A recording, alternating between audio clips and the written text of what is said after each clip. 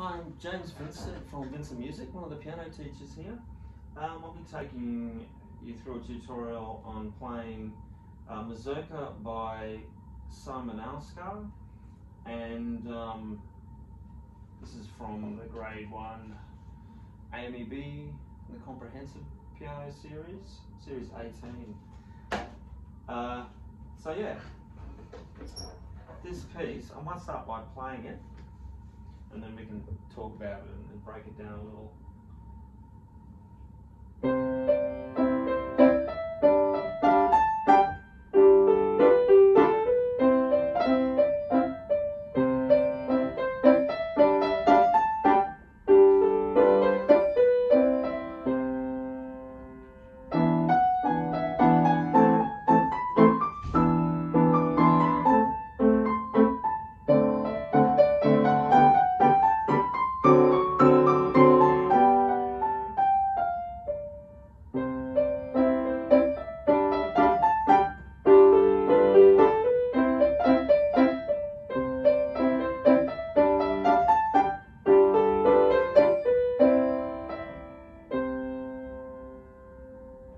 Okay, so yeah, that was me basically sort of reading that off the top, almost the sight read, not the very first time, but close to.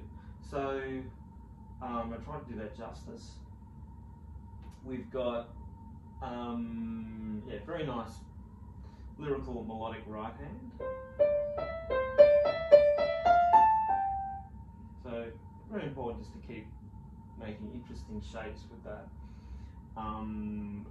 You know, as the slur ends, you want to lift off that note a little.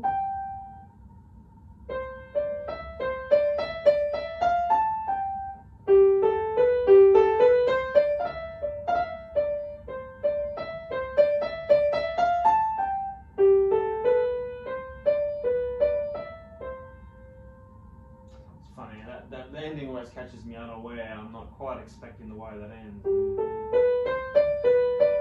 The kind of thing we expect it to end. Very inventive to put that little.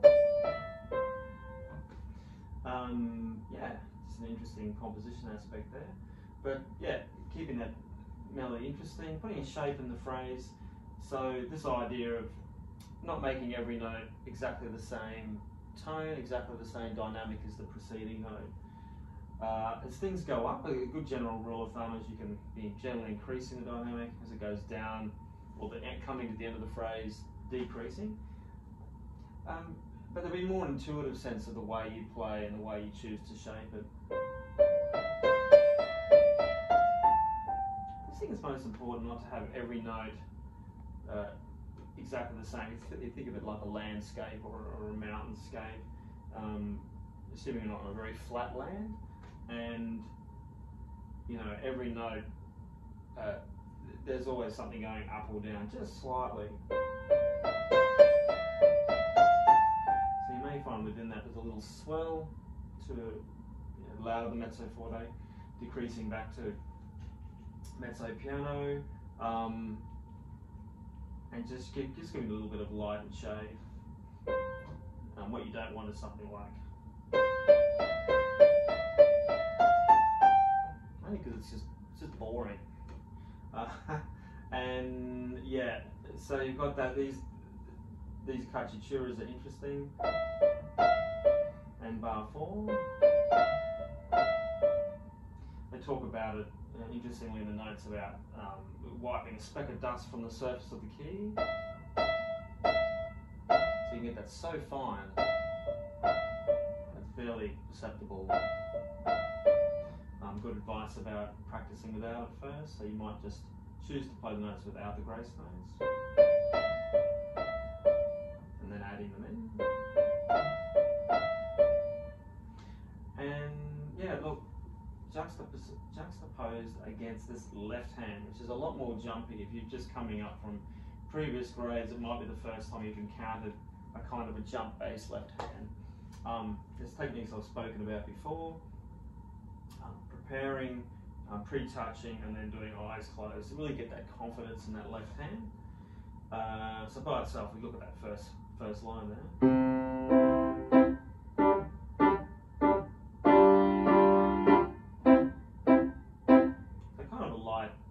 semi-staccato, semi-detached kind of feel. And that pedal gives it just a slightly different shape and a sense on that first. It's sort of a jagged style.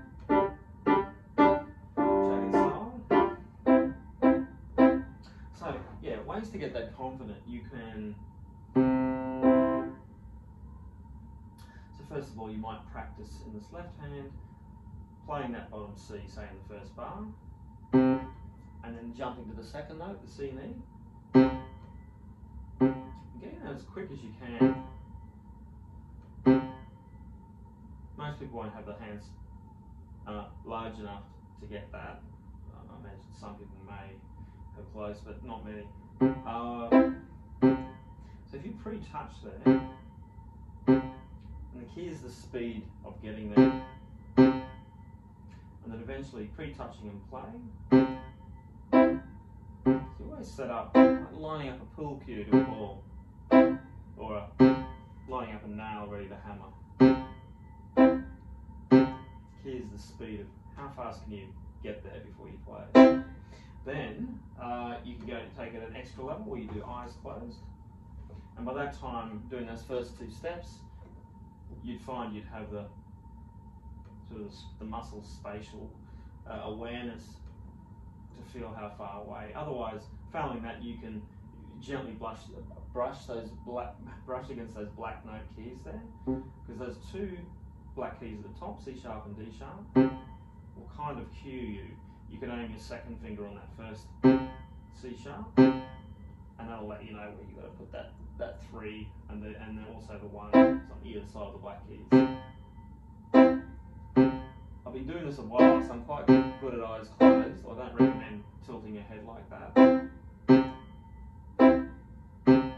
But to keep the body as normal as you would be actually playing. Still getting it. When you open your eyes, you barely have to think about it.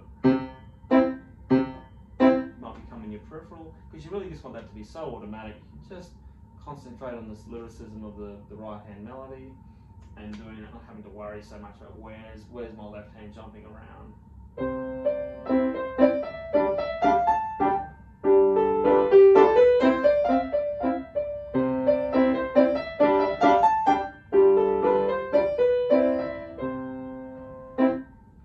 Very tempted to put a little bit of pedal in extra places sometimes. It's not necessary, nor is it written. So use that at your own discretion, your subjectivity of where you might put extra pedal in. It looks fairly specific what she wrote though. And yeah, so this piece is in the sort of analysis point of view. It's in C major. It looks like it modulates to A minor and around bar 9. You've suddenly got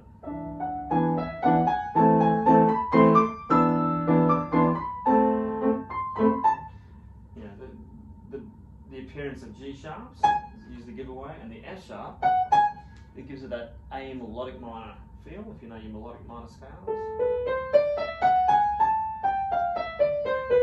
As we're going up. Classic use of the A melodic minor there. So you're briefly in there, and there's a softening. You were at mezzo forte originally, and now we're in a contrasting space of piano.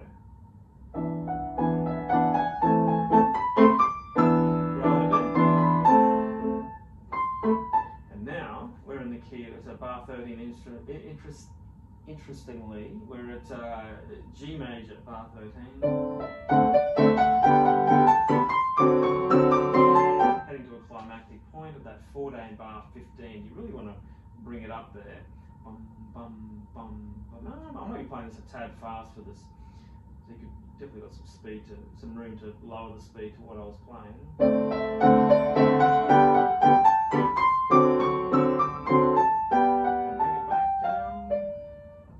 A little riff, doesn't say to, I would.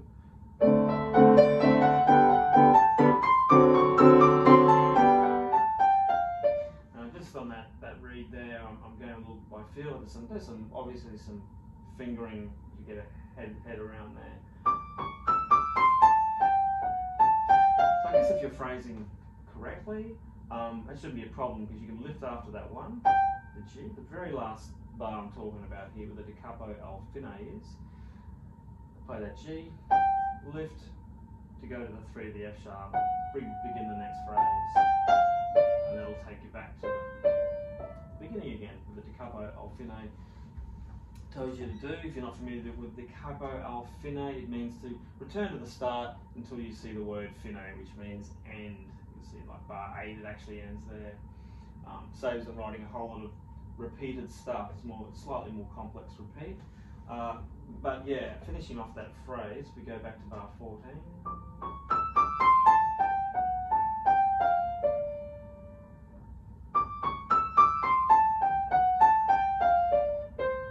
So you notice bar 14, there's that 5 to the 3, which can feel a little odd.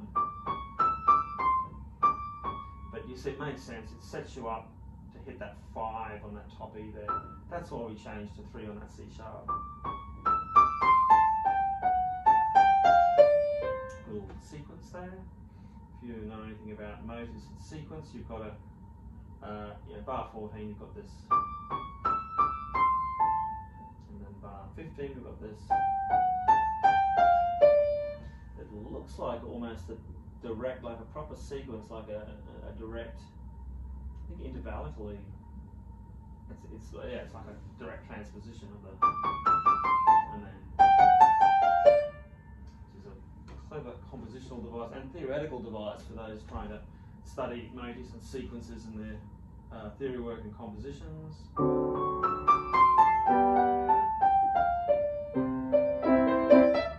Yeah, and back to the beginning.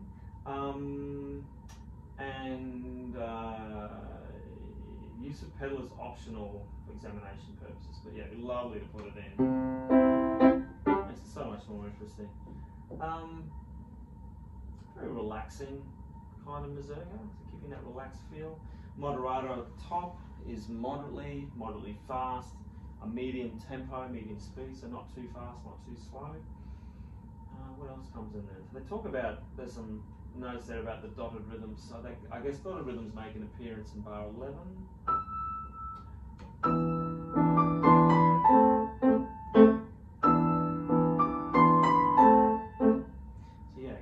Smoother enough. They talk about that quaver after the E, the D.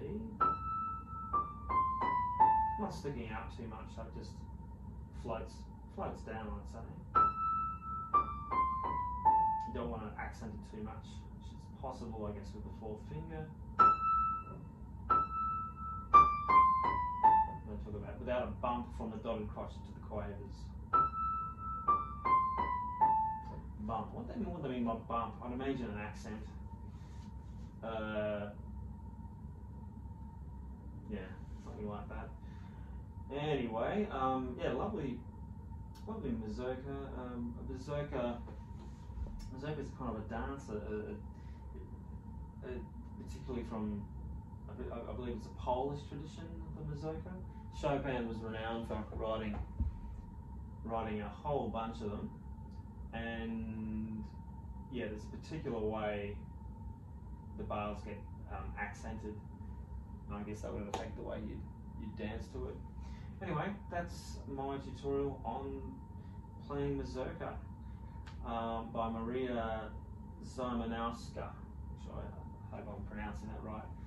Great. Catch you next time.